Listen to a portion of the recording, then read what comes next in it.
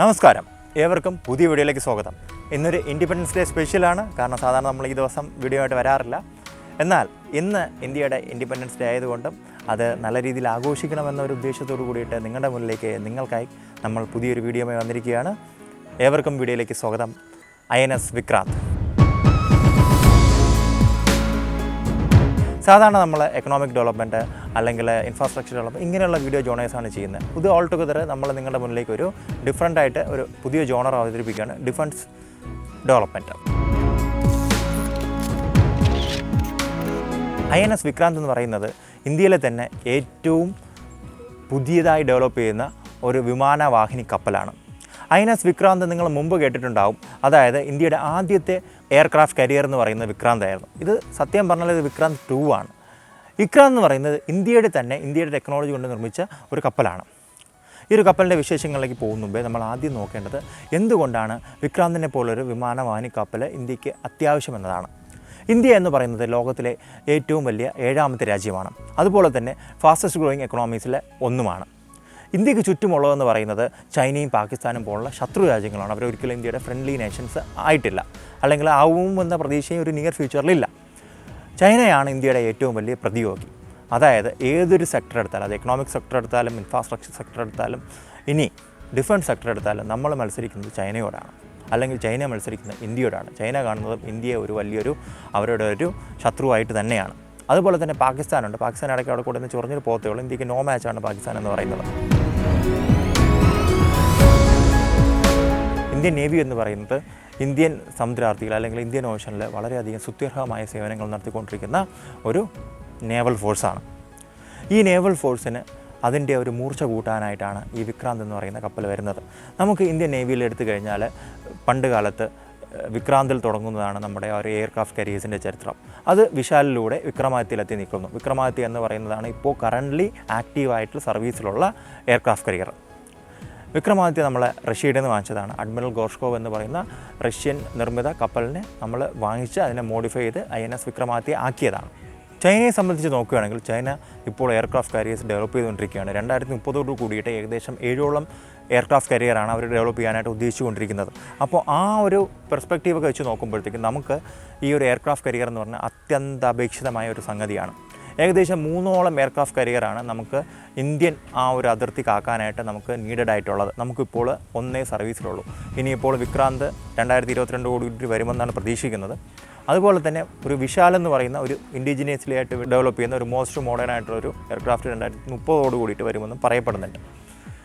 അപ്പോൾ നമ്മൾ നോക്കുകയാണെങ്കിൽ നമുക്ക് ഈവൻ നമ്മുടെ ചുറ്റുമുള്ള ചെറിയ രാജ്യങ്ങൾ പോലും നമുക്ക് ബാങ്ക് അപ്പ് ഓൺ ചെയ്യാൻ പറ്റത്തില്ല. നമുക്ക് 100% വിശ്വസിക്കാനായിട്ട് സാധിക്കത്തില്ല. അതിൽ ചിലപ്പോൾ ചൈനയോട് നിൽക്കും, അല്ലെങ്കിൽ ചിലപ്പോൾ ഇന്ത്യയോട് നിൽക്കും. അവിടെ ഭരണാധികാരികളും ഗവൺമെൻറ്റും മാറുന്നതനുസരിച്ച് അവരുടെ പോളിസീസും കാഴ്ചപ്പാടും മാറും. നമുക്ക് ശ്രീലങ്ക എന്നെ ബെസ്റ്റ് എക്സാമ്പിളായിട്ട് എടുക്കാം. ശ്രീലങ്കയിൽ ഹമ്പൻടോട്ട എന്ന് പറയുന്നൊരു പോർട്ടുണ്ട്. ഈ പോർട്ട് യഥാർത്ഥത്തിൽ ചൈനയാണ് ഡെവലപ്പ് ചെയ്ത് കൊടുത്തത്. ചൈന ഡെവലപ്പ് ചെയ്ത് കൊടുത്തത് ശ്രീലങ്കയോടുള്ള സ്നേഹം കൊണ്ടൊന്നുമല്ല. ഇന്ത്യക്കെതിരെ അവർക്ക് ബേസ് ഉണ്ടാക്കണം, അല്ലെങ്കിൽ ഇന്ത്യയെ അവർക്ക് നിലക്കി നിർത്തണം എന്ന ഉദ്ദേശത്തോട് കൂടിയിട്ടാണ് ഈ ഹമ്പൻടോട്ട പോർട്ട് അവർ കൺസീവ് ചെയ്ത് വെച്ചിരിക്കുന്നത്.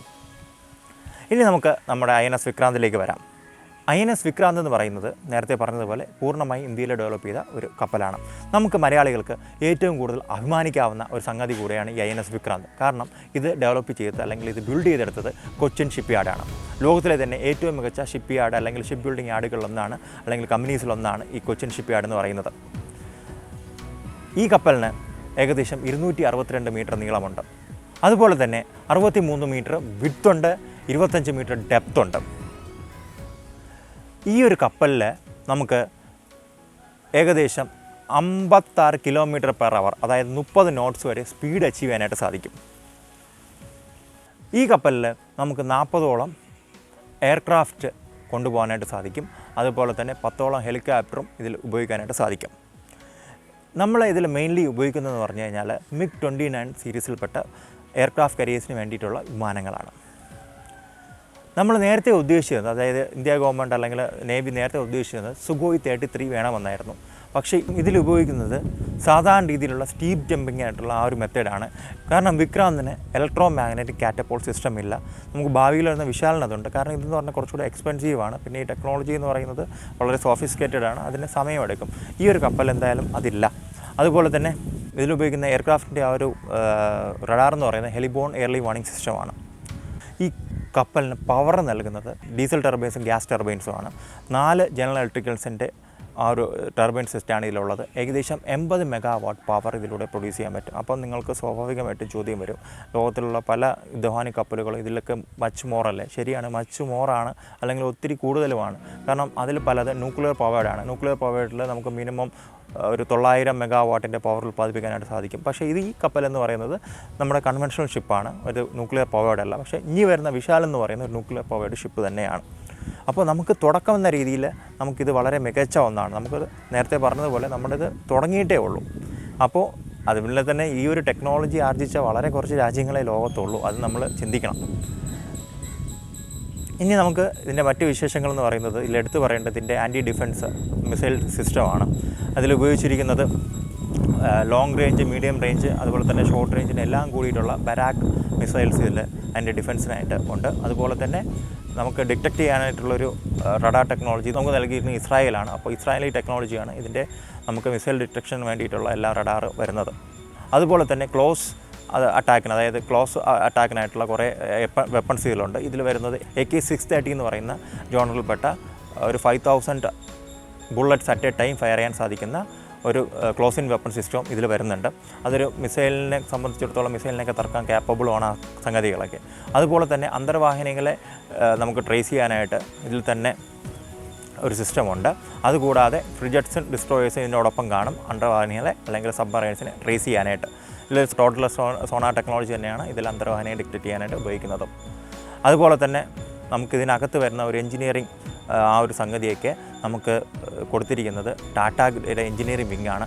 ഇന്ത്യയിൽ ആദ്യമായിട്ടാണ് ഒരു പ്രൈവറ്റ് കമ്പനി ഒരു ഡിഫൻസ് മെക്കാനിസം സിസ്റ്റത്തിന് ഇങ്ങനെ ഒരു സംഗതി നൽകുന്നത്. അപ്പോൾ ടാറ്റ ഇതിൽ വളരെയധികം ഒരു ഇമ്പോർട്ടൻറ്റ് ഫാക്ടർ വഹിച്ചിട്ടുണ്ട് ഇതിനെ ഒന്ന് ഡെവലപ്പ് ചെയ്തെടുക്കുന്നതിന് വേണ്ടിയിട്ട്. അതുപോലെ തന്നെ ഇതിലെ മറ്റു പ്രത്യേകതകളെന്ന് പറഞ്ഞു കഴിഞ്ഞാൽ ഇതിൻ്റെ ഡെക്ക് ഏകദേശം 2 ഫുട്ബോൾ ഫീൽഡോളം വലുപ്പമുള്ള ഡെക്ക് എന്നാണ് പറയപ്പെടുന്നത്. ഏകദേശം 1600ഓളം പേഴ്സണലുകളെ ഇതിനകത്ത് ഉൾക്കൊള്ളാനായിട്ട് നമുക്ക് സാധിക്കും, ഇൻക്ലൂഡിങ് നമ്മുടെ എയർക്രാഫ്റ്റിലെ സ്റ്റാഫുകൾ ഉൾപ്പെടെ. 10,000 മുതൽ 15,000 കിലോമീറ്റർ വരെ ഈ ഒരു കപ്പലിൻ്റെ റേഞ്ച് പറയുന്നുണ്ട്. അപ്പോൾ വളരെ മികച്ച രീതിയിലുള്ളൊരു കപ്പൽ തന്നെയാണ് നമ്മൾ ഡെവലപ്പ് ചെയ്തെടുത്തിരിക്കുന്നത്. 45,000 TEU ആണ് ഇതിൻ്റെ ഡിസ്പ്ലേസ്മെൻറ്റ്. ഭാവിയിൽ പക്ഷേ നമുക്ക് മികച്ച രീതിയിലുള്ള ഡിസ്പ്ലേസ്മെൻറ്റ്സ് ഉള്ള കപ്പലുണ്ടാക്കേണ്ടി വരും. ചിലപ്പോൾ ഇപ്പോൾ ചൈന ഡെവലപ്പ് ചെയ്തുകൊണ്ടിരിക്കുന്നതൊക്കെ 75-85 TEUയുടെയൊക്കെയാണ്. ഭാവിയിൽ അവർ 1,00,000 TEUയും കഴിഞ്ഞ് പോവാം. അപ്പം നമുക്ക് ഹെവി ബൾക്കായിട്ടുള്ള വെസൽസാണ് ഇനി മുന്നോട്ട് പോകുമ്പോൾ വേണ്ടത്. നമുക്ക് സൂപ്പർ എയർക്രാഫ്റ്റെന്നോ കരിയേഴ്സെന്നോ അങ്ങനെ എന്തെങ്കിലുമൊക്കെ പേര് ചിലപ്പോൾ വന്നുകൂടാ എന്നില്ല, ഇപ്പോൾ ഓൾറെഡി പേര് കാണുകയും ചെയ്യാം. അപ്പോൾ അങ്ങനെ ഒരു ഡെവലപ്പ് ചെയ്യാനായിട്ട് നമുക്ക് കൊച്ചിൻ പോർട്ടിന് പുറമെ മറ്റ് പോർട്ടുകൾ ഡെവലപ്പ് ചെയ്യേണ്ടതായിട്ടുണ്ട്. ചിലപ്പോൾ കൊച്ചിൻ പോർട്ടിന് ഇതിൻ്റെ ഒരു കപ്പാസിറ്റി നമുക്ക് എത്രത്തോളം എത്തുമെന്ന് പറയാൻ പറ്റത്തില്ല. കാരണം കൊച്ചിൻ പോർട്ടിൻ്റെ ഡെപ്ത് എക്കലടികളൊക്കെ കുറച്ച് കൂടുതലാണ്. ഇതിലെ പല പോർട്ട്സിൻ്റെയും പ്രശ്നം അത് തന്നെയാണ്. അപ്പോഴാണ് നമ്മൾ നേരത്തെ പറഞ്ഞതുപോലെ ഈ പൂവാറ് പോലുള്ള അല്ലെങ്കിൽ കുളച്ചൽ പോലുള്ള പോർട്ടുകളുടെ ഇമ്പോർട്ടൻസ് കയറി വരുന്നത്. കാരണം ഇവിടെ ഒരു ഷിപ്പ് ബിൽഡിംഗ്, അവിടെ നാച്ചുറൽ ഡെപ്ത് ഉണ്ട്. നമുക്ക് നേരത്തെ ഡിസ്പ്ലേസ്മെൻറ്റ് പറഞ്ഞപ്പോൾ വലിയ ഡെപ്തുള്ള കപ്പലുകൾക്കെല്ലാം കുറച്ചുകൂടെ ഡെപ്ത് വേണം ഇത് നീത്തിലോട്ട് ഇറക്കാനായിട്ട്. അപ്പോൾ ആ ഒരു സമയത്ത് നമുക്ക് ഇതിൻ്റെ എല്ലാം ഒരു കുറവ് വേണ്ടി വരും. അതുപോലെ തന്നെ നമുക്ക് മൾട്ടിപ്പിൾ ആയിട്ടുള്ള എയർക്രാഫ്റ്റ് കരിയേഴ്സ് അല്ലെങ്കിൽ ഷിപ്പ് യാർഡ്സ് നമുക്ക് ഡെവലപ്പ് ചെയ്യേണ്ടതായിട്ട് ഇപ്പം ഗോവയിലൊക്കെ ഉണ്ടെങ്കിലും അവിടേക്കെല്ലാം മിനിമം ചെറിയ ഷിപ്സുകളാണ് ഉണ്ടാക്കിക്കൊണ്ടിരിക്കുന്നത്. നമ്മളതിൻ്റെ കപ്പാസിറ്റി ഉയർത്തണം. ഒരു മിനിമം 4 ഷിപ്പ് യാർഡെങ്കിലും നമുക്ക് ഇന്ത്യയിൽ വേണം അറ്റ് എ ടൈം. നമുക്ക് കുറച്ചുകൂടെ ഡിഫൻസ് അല്ലെങ്കിൽ ഒരു നേവൽ മൈറ്റ് നമുക്ക് ഡെവലപ്പ് ചെയ്യാനായിട്ട്, അല്ലെങ്കിൽ നമുക്ക് ഒരു കൊമേർഷ്യൽ രീതിയിൽ കപ്പലുകൾ ഉൽപ്പാദിപ്പിക്കാനായിട്ട്. നേരത്തെ പൂവാറിനെ പറഞ്ഞപ്പോൾ അവിടെ ഒരു സ്വാഭാവികമായിട്ടൊരു നാച്ചുറൽ ഡെപ്ത് ഉണ്ട്, ഇൻ്റർനാഷണൽ ഇതിൻ്റെ അടുത്താണ്. അപ്പോൾ അങ്ങനെ കുറേ ഫാക്ടേഴ്സ് ഉണ്ട്. ഇപ്പം കേരളം ഇങ്ങനെ ഒരു സംഭവത്തെ പ്രൊമോട്ട് ചെയ്ത് അല്ലെങ്കിൽ കേരളം ഇതിനു വേണ്ടി വാദിച്ചില്ലെങ്കിൽ നമ്മുടെ അയൽ സംസ്ഥാനങ്ങൾ അതിൻ്റെ ഇത് മനസ്സിലാക്കി കഴിഞ്ഞാൽ അപ്പോൾ തന്നെ ആ ഒരു ഷിപ്പ് യാർഡ് നമ്മൾ അവിടെ പോസിബിളാണെന്ന് പറഞ്ഞാൽ അത് തട്ടിക്കൊണ്ട് പോകും. കേരളത്തിന് മാത്രമാണ് അപ്പോൾ നഷ്ടം വരുന്നത്. കുളച്ചൽ ആപ്റ്റാണ്. കുളച്ചൽ ചെറിയ ഡെപ്തിൻ്റെ ഇഷ്യൂ ഉണ്ടെങ്കിൽ അത് കുറച്ചുകൂടെ ബെറ്ററായിട്ട് കൂട്ടാനായിട്ട് സാധിക്കും. അങ്ങനെ ഒരു പ്രപ്പോസൽ വെച്ച് കഴിഞ്ഞാൽ അത് ഗവൺമെൻറ് ഓഫ് ഇന്ത്യക്ക് മാറ്റാൻ സാധിക്കത്തില്ല തമിഴ്നാടിൻ്റെ ഭാഗത്ത് നിന്ന്. അപ്പോൾ നമുക്ക് ഇങ്ങനെ ഒരു സാധ്യത നിലനിൽക്കുമ്പോഴും നമ്മളത് 2 കൈ നീട്ടി സ്വീകരിക്കുക. ഇനിയിപ്പോൾ പൂവാറിനെ പറ്റിയിട്ട് പറഞ്ഞിട്ടുണ്ട്, കൊച്ചിക്കാരും വിഷം വെച്ച് ഇവിടെ വന്ന് താഴെ വന്ന് തെറിവിളിക്കുകയോ കമൻറ്റ് ചെയ്യുകയോ ചെയ്യരുത്. ഒരിക്കലും കൊച്ചി പോർട്ട് അടച്ചു പോകണമെന്നൊന്നും നമ്മൾ പറഞ്ഞിട്ടില്ല. എപ്പോഴും കൊച്ചി എന്ന് പറയുന്നത്, പോർട്ടെന്ന് പറയുന്നത് അഭിമാനം തന്നെയാണ് ഓരോ കേരളീയനും എന്നുള്ളത് നിങ്ങൾ ദയവേത് മനസ്സിലാക്കണം. നമ്മൾ മുമ്പ് കൊച്ചി വീഡിയോ ചെയ്തപ്പോഴും നമ്മൾ പൂവാറിനെ പറ്റി പരാമർശിച്ചപ്പോഴത്തേക്കും ഒത്തിരി പേരിങ്ങനെ വന്ന് പറഞ്ഞു, ദയവേത് നിങ്ങൾ അങ്ങനെ വിചാരിക്കരുത്, നമ്മൾ മൊത്തത്തിലുള്ള വികസനം തന്നെയാണ് എപ്പോഴും പറഞ്ഞു പോകുന്നത്. ഇനി നിങ്ങൾക്ക് തോന്നുന്നുണ്ടെങ്കിൽ അത് നമ്മുടെ കുഴപ്പം കൊണ്ടല്ല, നിങ്ങളുടെ മാത്രം കുഴപ്പം കൊണ്ടാണ്. അപ്പോൾ ഈ ഒരു ഇൻഡിപെൻഡൻസ് ഡേയിൽ ഇങ്ങനെ ഒരു കപ്പലിനെ പറ്റി നിങ്ങളുടെ മുന്നിൽ കൊണ്ടുവരാൻ സാധിച്ചില്ല. നമുക്കും സന്തോഷമുണ്ട്. അപ്പോൾ മറ്റൊരു വീഡിയോയിൽ മറ്റൊരു ഡെവലപ്മെൻറ്റ് സീരീസിൽപ്പെട്ട വീഡിയോ ആയിട്ട് വരുന്നത് വരെ ഞാൻ ഷിബു സാലിഹ, എന്നോടൊപ്പം പ്രേരണ star, signing off. Good bye.